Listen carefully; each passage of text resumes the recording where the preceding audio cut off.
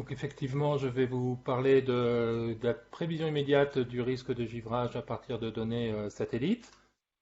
Donc ça a été préparé par le département prévision immédiate de la direction des opérations pour la prévision, en collaboration aussi avec les collègues de l'ANIO. Donc historique un petit peu de notre intérêt pour le givrage à pays, c'est parce qu'on avait participé au projet FP7 Hike sur la période 2012-2017.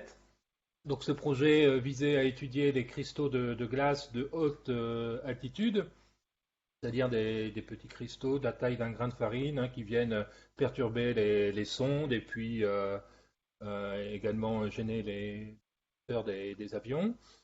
Donc le RDT, qui est un outil de détection de la convection par satellite, a été utilisé pour guider les pilotes vers les zones convectives lors des expériences qui ont eu lieu lors du projet HIKE, donc les campagnes de mesure sur différents territoires.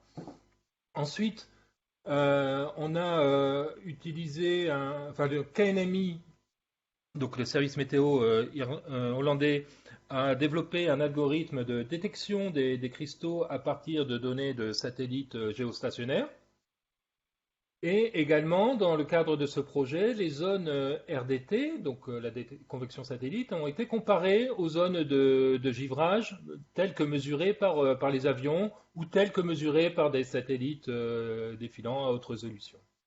Et donc le critère qui avait été retenu, c'est un seuil d'IWC, Ice Water Content, de plus de 1 gramme par mètre cube. Donc les bénéfices pour nous de participer à ce projet HIKE, ça nous a permis d'opérer notre produit convection satellite RDT sur plusieurs nouvelles zones et sur de nouveaux satellites. C'était avant le RDT global, donc ça nous a permis aussi d'avancer vers le RDT global, puisque maintenant on a ce produit disponible sur l'ensemble du globe terrestre à partir de 5 satellites géostationnaires. Et ça nous a permis aussi de mettre en place un attribut cristaux au sein de chaque cellule RDT. Pour cela, on a adapté l'algorithme du KNMI et donc on détecte au sein de chaque cellule la présence ou pas de forts cristaux, de cristaux de glace. Puis, au fur et à mesure des livraisons de notre logiciel RDT, l'attribut risque de forte valeur IWC s'est amélioré pour être maintenant en phase de maturité. Donc, comment on calcule le risque cristaux de glace au sein des cellules RDT? On va utiliser un autre produit qui est disponible dans le cadre du staff prévision immédiate, donc un produit qui est développé par les collègues du CEMS, donc c'est de l'Agnon. Donc c'est ce qu'on appelle le produit microphysique qui lui-même contient plusieurs sous-produits et on utilise pour la détection du risque IWC la phase, l'épaisseur optique et le cloud waterpass. Donc comme on parle de microphysique, actuellement on parle donc de jour, puisque l'algorithme de microphysique utilise des canaux dans les satellites géostationnaires qui ne sont disponibles que de jour. Par conséquent, notre attribut IWC dans le RDT n'est disponible que de jour. Il faut noter aussi que le risque est synthétisé et propagé dans la partie advection au sein de chaque cellule RDT. Donc, en fait, c'est beaucoup moins riche qu'un produit pixel qui détecterait le risque pour chaque pixel. Donc là, le risque, il est synthétisé, oui, non, au chaque de chaque cellule. Voilà, avec un codage binaire. Et puis dans le RDT, on a un attribut sévérité qui est alimenté à partir de plusieurs autres attributs. Et cet attribut sévérité contient la présence d'overshooting top, la présence de lightning jump, d'autres attributs, et parmi ceux-là, l'attribut IWC. Voici ce que ça donne sur cette illustration. Donc en vert, on a les cellules RDT, donc il s'agit de contours, comme on peut le voir ici, si vous voyez bien ma souris. En marron, on a les zones froides du RDT, ce qu'on appelle le second niveau. et en magenta, un produit pixel qu'on a généré pour les besoins de la figure, qui correspond à la présence de cristaux de glace à haute altitude. Alors, concrètement, pour cette cellule à gauche du domaine, donc là on est sur la côte atlantique, hein, là on a Bordeaux et puis là l'Espagne. Et on a donc pour cette cellule présence de cristaux de glace, donc on va avoir l'attribut qui va être allumé au sein de la cellule RDT. D'accord.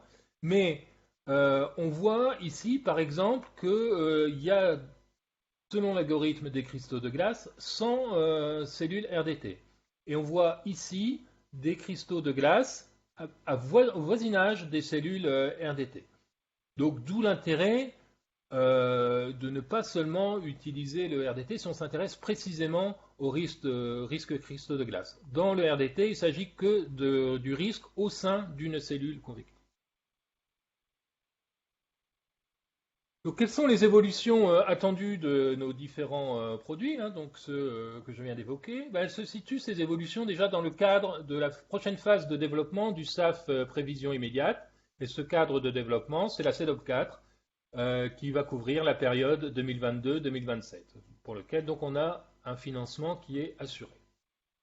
On a aussi l'arrivée de MTG, qui va être lancé fin 2022, et avec son imageur FCI, qui va améliorer l'ensemble des produits qu'on fait actuellement avec Séviri. Donc on va avoir une meilleure résolution spectrale des canaux qui correspondent à Séviri. Donc en fait, on aura une meilleure résolution des données d'entrée. On aura aussi des nouveaux canaux, par exemple 2.2 et le 0.9. Le 2.2 est disponible déjà sur les satellites GUS 16 et GUS 17, ainsi que Himawari 8.9.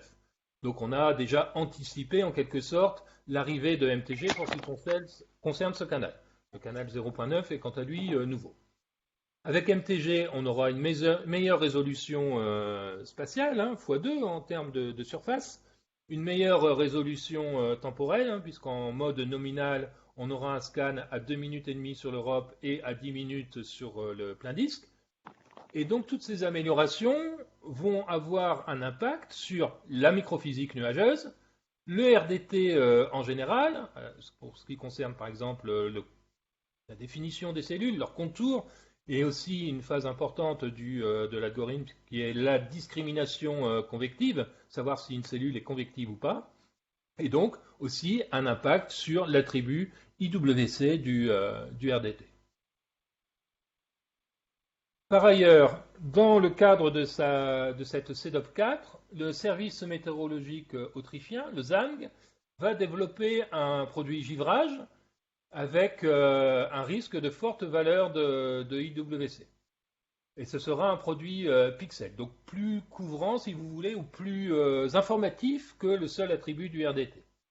Et donc ce produit givrage, qui comprendra les deux types de givrage, hein, à la fois le givrage par eau surfondue et le givrage par cristaux à haute altitude, sera livré en termes logiciels au 4e trimestre 2023.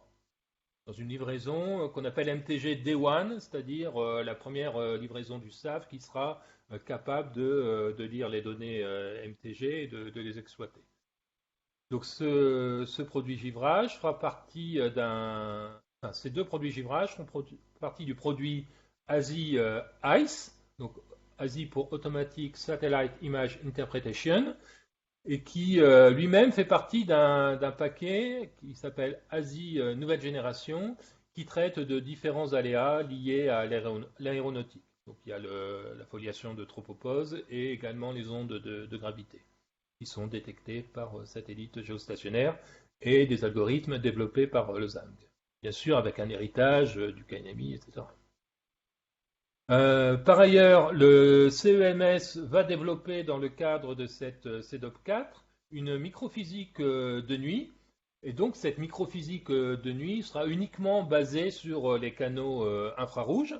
Donc bon, il y a toute une phase d'études à mener avant, et donc ce produit sera disponible un peu plus tard, en seconde partie de CEDOP 4, et pour l'instant prévu au deuxième trimestre de 2026. Voilà. Donc j'en ai fini pour cette présentation brève des activités pays en termes de prévision immédiate de givrage, des activités qui se situent principalement dans le cadre du SAF prévision immédiate pour ce qui est du logiciel et de la R&D, et qui après seront mis en opération avec un partenariat pays, l'Agnon, DSI. Merci de votre attention. Merci Jean-Marc. Est-ce qu'il y a des questions?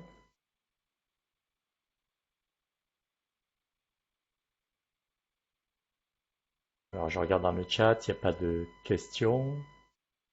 Euh, Moi j'en avais une, c'est donc le RDT, c'est un produit qui est mis à disposition dans eWoz, me semble-t-il. Tout Et, à fait. et donc je voulais savoir si vous aviez des retours utilisateurs justement sur la signalisation, enfin IWC dans eWoz. Alors, on a beaucoup de retours assez positifs d'ailleurs de l'utilisation du RDT dans iWOS et de son utilité en fait pour les pilotes. Alors, il faudrait que je regarde ou que j'interroge les collègues, mais à ma connaissance, j'ai pas de retour concernant le risque cristaux en particulier, quoi. Qui est de toute façon intégré dans un. Parce que, en fait, dans iWOS, on n'a pas tout le RDT, on a l'attribut sévérité et les contours et le top, quoi. D'accord. Ok. Donc Emmanuel Fontaine essayait de nous rejoindre, mais il n'y arrive pas, visiblement. Donc il aurait pu apporter peut-être des compléments pour la partie CEMS. Bon, il pourra le faire ultérieurement. Donc s'il n'y a pas d'autres questions, je propose qu'on enchaîne.